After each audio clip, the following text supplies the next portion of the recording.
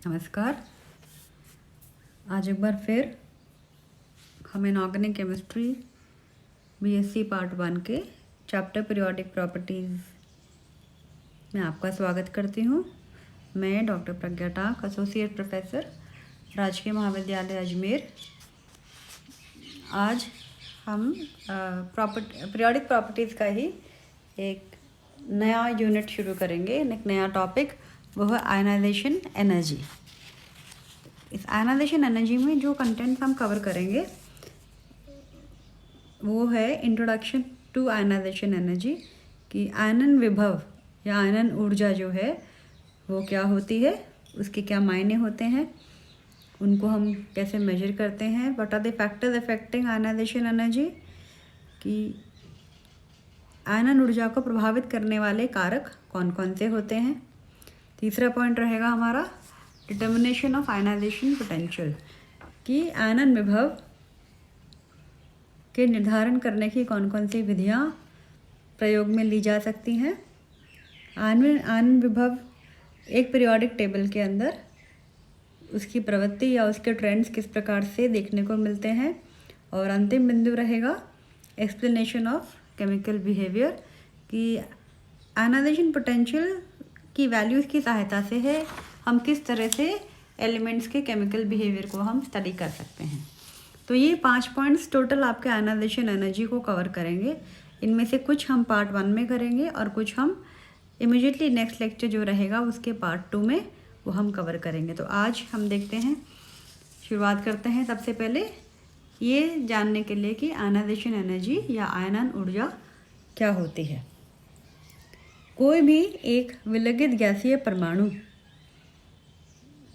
है तो उसके अंदर नाभिक होगा। नाभिक है, नाभिक के चारों ओर इलेक्ट्रॉन्स रहेंगे। तो जो बाह्यतम इलेक्ट्रॉन होता है उसको हम नाभिकीय आकर्षण से अनंत दूरी तक ले जाने के लिए हमें जो आवश्यक ऊर्जा चाहिए उसे हम आयनन ऊर्जा अथवा आयनन विभव कहते हैं। अनंत दूरी तक ले जाने से यहाँ पे क्या तात्पर्य है, यहाँ पे हम ये समझ सकते हैं कि हम इलेक्ट्रॉन को उस न्यूक्लियस से या उस एटम से परमानेंटली हम उसको निकाल रहे हैं। तो एक इलेक्ट्रॉन को एक एटम से निकालने के लिए जो एनर्जी रिक्वायरमेंट होती है उसको हम आयनाइजेशन एनर्जी कहते हैं, या हम उसे आयनन विभव भी कहते हैं। यहाँ पे आप देखेंगे किस तरह से ये हमारे पास में एक न्यूट्रल गैसीय परमाणु है। इसमें से हमें एक इलेक्ट्रॉन हम निकालेंगे। इलेक्ट्रॉन एक निकलेगा तो क्या बनेगा, एक कैटायन बनेगा। तो इस न्यूट्रल एटम में से एक इलेक्ट्रॉन को निकालने के लिए जितनी ऊर्जा की हमें आवश्यकता होती है उसको हमने क्या नाम दिया है, प्रथम आयनन विभव। क्योंकि हमने अभी प्रथम से यहाँ पे तात्पर्य है कि ये पहला इलेक्ट्रॉन निकला है, किसमें से, न्यूट्रल एटम में। अगर हम 2 इलेक्ट्रॉन निकालना चाहते हैं तो हमारा सबसे पहले हम एक इलेक्ट्रॉन निकालेंगे, प्रथम आयनन विभव। और उसके बाद आप जो कैटायन आप बना चुके हैं ऑलरेडी M+, इसी में से आप एक और इलेक्ट्रॉन निकालना चाहोगे।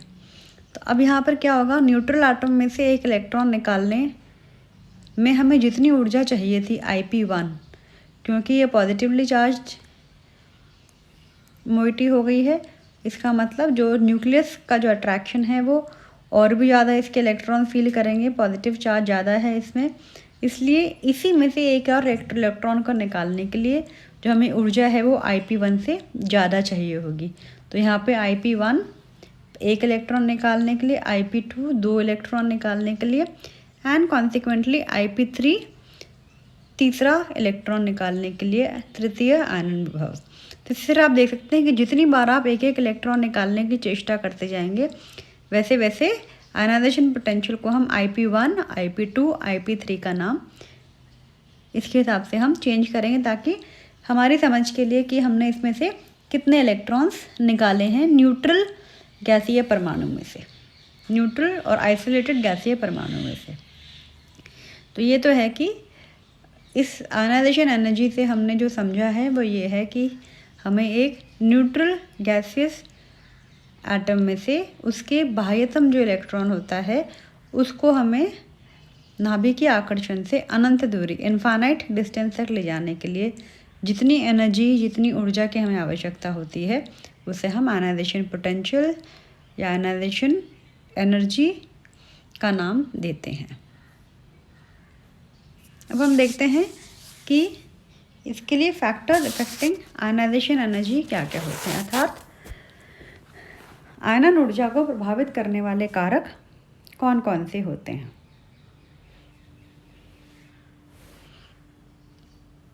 हमारे पास में यहाँ पे हमने 6 लिखे हुए हैं, इनको हम एक एक करके डिस्कस करते हैं। सबसे पहला है नाभिकीय आवेश, न्यूक्लियर चार्ज। न्यूक्लियर चार्ज से यहाँ पे तात्पर्य है कि हमारे पास में एक एटम का नाभिकीय आवेश जितना ज़्यादा होगा उतनी ही ज़्यादा शक्ति से जो बाह्यतम इलेक्ट्रॉन है, जो आउटर मोस्ट इलेक्ट्रॉन है, वो न्यूक्लियस की तरफ आकर्षित होगा। अर्थात न्यूक्लियस ने उसको उतना ही स्ट्रांगली होल्ड करके रखा हुआ है आउटर मोस्ट इलेक्ट्रॉन को जितना ज़्यादा न्यूक्लियर चार्ज होगा।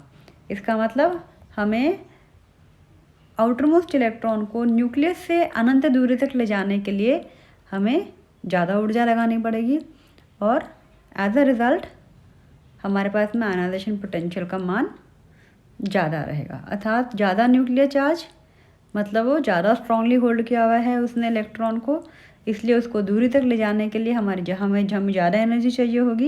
एज अ रिज़ल्ट हमारा आयनाइजेशन एनर्जी का जो मान है वो ज़्यादा हो जाएगा। जो मीन्स हम दूसरे शब्दों में देखें तो हम ये कह सकते हैं कि nuclear ionization potential is directly proportional to nuclear charge. जितना ज़्यादा न्यूक्लियर चार्ज होगा उतना ही ज़्यादा आयनाइजेशन पोटेंशियल रहेगा। Point number 2, principal quantum number या प्रमुख क्वांटम संख्या। प्रिंसिपल क्वांटम नंबर से हम क्या समझते हैं कि आपका जो इलेक्ट्रॉन है वो कौन से शेल में है, कौन से मेन शेल में है। अर्थात अगर मान लो जितना दूरी मेन शेल न्यूक्लियस से जितना ज़्यादा दूर होगा या n का जो मान है वो जितना अधिक होगा उतना ही नाभिक के आकर्षण उस पर कम पड़ेगा। n = 1 है तो मीन्स नाभिक के बहुत करीब है, n = 2 है इसका मतलब नाभिक से थोड़ा दूर है, n = 3 और दूर है, n = 4 काफ़ी दूर है। इसका मतलब n = 1 के लिए हमें ऊर्जा ज़्यादा लगानी पड़ेगी इलेक्ट्रॉन निकालने के लिए बजाय कि n = 4 के लिए। अर्थात कि जितना ज़्यादा प्रिंसिपल क्वांटम नंबर इलेक्ट्रॉन का प्रिंसिपल क्वांटम नंबर जिस इलेक्ट्रॉन को हम निकालना चाह रहे हैं उसका प्रिंसिपल क्वांटम नंबर जितना अधिक होगा हमें उतनी ही आसानी से इस इलेक्ट्रॉन को हम निकाल सकते हैं। अर्थात हमारे पास में आयनाइजेशन पोटेंशियल का मान उतना ही कम आएगा। हम दूसरे शब्दों में इसको समझें तो हम ये कह सकते हैं कि ionization potential is inversely proportional to n, कि आनन विभव का जो मान है वो प्रमुख क्वांटम संख्या के व्युत्क्रमानुपाती होता है।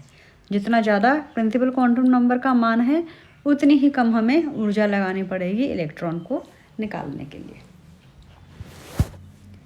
तीसरा पॉइंट है हमारा अज़ीमुथल क्वांटम नंबर या दिगंशी क्वांटम संख्या। ये किसको रिप्रेजेंट करती है? ये रिप्रेजेंट करती है आपके सब शेल को। ये मेन शेल, ये सब शेल। सब शेल का मतलब यहाँ पे हम क्या समझते हैं, SPDF। तो यहाँ पर भी वही चीज़ है कि आपके अज़ीमुथल क्वांटम नंबर दिगंशी क्वांटम संख्या का मान अगर L का मान उच्च है तो उसको निकालने में जो ऊर्जा है वो कम लगेगी। या हम और उसको अन्य शब्दों में समझना चाहें तो हम कह सकते हैं कि s ऑर्बिटल्स जो हैं वो ज़्यादा स्ट्रांगली हेल्ड होते हैं, फिर P, फिर D, फिर F। तो S को निकालने के लिए, S वाले इलेक्ट्रॉन को निकालने के लिए सबसे ज़्यादा ऊर्जा चाहिए होगी और उससे कम ऊर्जा चाहिए होगी P को निकालने के लिए, उससे कम ऊर्जा चाहिए होगी D को निकालने के लिए, और सबसे आसानी से हम निकाल सकते हैं F ऑर्बिटल में उपस्थित जो इलेक्ट्रॉन है। तो इसलिए हमारे पास में आयनाइजेशन पोटेंशियल जो है वो सबसे ज़्यादा S का रहेगा और सबसे कम हमारे पास F का रहेगा, F ऑर्बिटल्स का। तीसरे चौथे पॉइंट पे हम आते हैं, शील्डिंग इफेक्ट या परिरक्षण प्रभाव। परिरक्षण प्रभाव हम पहले भी देख चुके हैं कि एक न्यूक्लियस और आउटरमोस्ट इलेक्ट्रॉन के बीच में कितने इलेक्ट्रॉन्स उपस्थित हैं, उसी के आधार पर उसकी शील्डिंग इफेक्ट का कैलकुलेशन होता है।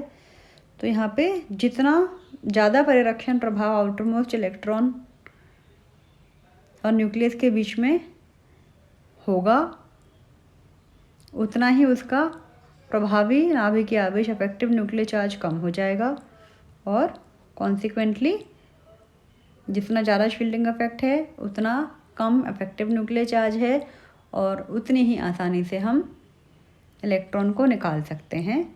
जितनी आसानी से हम निकाल सकते हैं मतलब हम बहुत कम ऊर्जा में निकाल सकते हैं, अर्थात उसका आयनाइजेशन पोटेंशियल या आयनन ऊर्जा या आयनन विभव का मान कम आएगा। तो जितना ज़्यादा शील्डिंग इफेक्ट उतना कम आयनाइजेशन पोटेंशियल। पांचवा पॉइंट है हमारा, कंप्लीटली फिल्ड और half filled orbitals. Completely filled और हाफ फिल्ड ऑर्बिटल्स से यहाँ हम क्या समझते हैं कि इलेक्ट्रॉन्स जो हैं, आपके जो ऑर्बिटल्स हैं वो पूर्ण रूप से भरे हुए हैं या अर्धपूर्ण उपकोश में उपस्थित हैं। तो ये हमें पता है कि कंप्लीटली फिल्ड और हाफ फिल्ड जो ऑर्बिटल्स होते हैं उनकी स्टेबिलिटी ज़्यादा होती है, अर्थात आसानी से उसमें से इलेक्ट्रॉन्स नहीं निकाले जा सकते। इसलिए अगर हम किसी ऐसे इलेक्ट्रॉन को निकालना चाहते हैं जो कि कंप्लीटली फिल्ड या हाफ फिल्ड ऑर्बिटल्स का पार्ट है, उसके लिए हमें आयनाइजेशन पोटेंशियल का मान ज़्यादा हो जाएगा, उसके लिए आयनन विभव का मान उच्च पाया जाएगा। छठा पॉइंट है हमारे पास में, net charge on an atom और एन आयन, अर्थात परमाणु अथवा आयन पर कुल आवेश। कि आवेश यहाँ पे मतलब है हमारे पास में चार्ज से हम ये समझ सकते हैं कि पॉजिटिवली चार्ज है या न्यूट्रल एटम है। अगर हम कि कोई भी इलेक्ट्रॉन हम न्यूट्रल एटम से निकाल रहे हैं या हम एक कटायन से निकाल रहे हैं, इस बात पर भी हमारा जो आयनाइजेशन पोटेंशियल का मान निर्भर करता है। जैसे हमने इंट्रोडक्शन वाला जो स्लाइड थी हमारी, उसमें हमने देखा था कि किस तरह से IP1, IP2 और IP3 जो 3 मान हमारे थे, सबसे पहले हमने IP1 के लिए हमने न्यूट्रल एटम से एक इलेक्ट्रॉन निकाला था, तो आसानी से आप इलेक्ट्रॉन निकाल सकते हैं। फिर हमने IP2 के लिए हमने कटायन में से एक इलेक्ट्रॉन निकालने की कोशिश की कि सेकंड इलेक्ट्रॉन हम जब निकालेंगे जब कटायन में से निकलेगा तो कटायन का, क्योंकि चार्ज जो है वो ज़्यादा हो चुका है, न्यूक्लियस अट्रैक्शन ज़्यादा, न्यूक्लियस का जो अट्रैक्शन है वो इलेक्ट्रॉन ज़्यादा स्ट्रांगली फील करते हैं, इसलिए आसानी से दूसरा इलेक्ट्रॉन नहीं देना चाहेंगे। इसलिए सेकंड इलेक्ट्रॉन को निकालने के लिए हमें जो एनर्जी लगानी पड़ेगी उसका मान ज़्यादा होगा, and as a result ionization potential या आयनन विभव का मान बढ़ जाएगा। तो हम ये कह सकते हैं कि घनायन पर आवेश की जितनी अधिक मात्रा होगी उसके आयनन विभव का मान उतना ही अधिक होगा, अर्थात प्रथम से ज़्यादा द्वितीय, द्वितीय से ज़्यादा तृतीय आपके आयनन विभव के मान इसी क्रम में बढ़ते जाएंगे। और IP3 सबसे ज़्यादा होगा, फिर IP2 और सबसे इजीली IP1, सबसे कम हमारा IP1 का मान होगा। तो ये 6 फैक्टर्स हैं सबसे इम्पॉर्टेंट जो कि ये डिसाइड करते हैं कि आयनाइजेशन एनर्जी का मान किन सिचुएशंस में कम होगा, किन सिचुएशंस में ज़्यादा होगा। फिर हमारा अगला पॉइंट है डिटर्मिनेशन ऑफ आयनाइजेशन एनर्जी, कि आयनाइजेशन एनर्जी के निर्धारण करने के लिए कौन कौन सी विधियां हमारे पास में उपस्थित हैं, कि एक्सपेरिमेंटली हम किस तरह से निकाल सकते हैं। 2 मेथड्स हैं हमारे पास यहाँ पे, एक है फ्रॉम बोर्स थ्योरी और दूसरा है from spectral methods. Bourse theory के आधार पर हमने जो स्टडी किया, हमने जो एक्सपेरिमेंट, उसमें हाइड्रोजन और हाइड्रोजन जैसे जो एलिमेंट्स हैं उनके लिए कोई भी एक इलेक्ट्रॉन अपने ग्राउंड स्टेट से हायर एनर्जी लेवल्स पे जाने के लिए जो एनर्जी रिक्वायरमेंट होती है, जो ऊर्जा की आवश्यकता होती है, उसके कैलकुलेशन के लिए एक फॉर्मूला दिया गया है, वो फॉर्मूला जो कैलकुलेट किया है कि वो बेसिकली ये जो सारे कैलकुलेशन है वो हाइड्रोजन एटम के लिए, क्योंकि सिंपलेस्ट एलिमेंट हमारे पास में यही है, तो इसके कैलकुलेशन के लिए ये फॉर्मूला दिया गया है। इसका ही एक दूसरा रूप है कि 1/λ के हिसाब से ये दूसरा रूप है यहाँ पे। तो न्यू यहाँ पे लैम्डा जो है वो है वेवलेंथ, आर है यहाँ पे रिडबर्ग्स कांस्टेंट, और n1 और n2 है इनकी इनिशियल लेवल और इनका फाइनल लेवल। तो यहाँ पे आपने जो बेसिक डेफिनेशन है हमारे पास में आयनाइजेशन एनर्जी की, वो क्या कहती है कि एक इलेक्ट्रॉन को हम अनंत दूरी तक लेके जाना चाहते हैं। तो अगर हम n2 का मान इनफाइनाइट कर देते हैं तो उसके आधार पर जो हमारे पास में कैलकुलेशन आती है कि n1 का मान तो जिस ओरिजिनल लेवल पर आपका इलेक्ट्रॉन है वो, और n2 का मान आपने अगर इन्फिनिटी कर दिया तो ये आपका जो एनर्जी की जो वैल्यू आएगी, ये जो एनर्जी की जो वैल्यू आएगी इस फ्रीक्वेंसी से हम जो एनर्जी कैलकुलेट करेंगे, इसका जो मान आएगा वो आपके आयनाइजेशन एनर्जी के बराबर ही रहेगा। क्योंकि n2 अगर इन्फिनिटी हो गया इट मीन्स आपने इलेक्ट्रॉन को पूरी तरीके से एटम से बाहर निकाला है, तो इसलिए ये जो मान रहेगा न्यू जो फ्रीक्वेंसी रहेगी, इस फ्रीक्वेंसी पे हम इलेक्ट्रॉन को पूरी तरह से बाहर निकाल सकते हैं। तो इसी फ्रीक्वेंसी के आधार पर हम जो कैलकुलेशन करेंगे एनर्जी की, वो आपके आयनाइजेशन एनर्जी के मान के बराबर आएगी। दूसरा मेथड था हमारे पास में स्पेक्ट्रल मेथड। स्पेक्ट्रल मेथड यहाँ पे हम ये कहते हैं कि ये जो विधि थी, इस विधि में किसी भी तत्व का अगर हमने आयनाइजेशन कराया तो इसके लिए जो अवशोषित ऊर्जा का हमने स्पेक्ट्रम प्राप्त कर लिया। अब्जॉर्ब्ड एनर्जी जो थी इसके लिए उसका स्पेक्ट्रम हमने ड्रॉ कर लिया, वो स्पेक्ट्रम हमने हमारे इंस्ट्रूमेंट से निकलवा लिया। तो उसके बाद जो तत्व है उसका परमाणु आयनन के लिए जिस भी वेवलेंथ के रेडिएशन का अवशोषण करेगा स्पेक्ट्रम में, उसी वेवलेंथ के आधार पर उसकी लाइन या बैंड वो आपको स्पेक्ट्रम में आपको दिखेगी।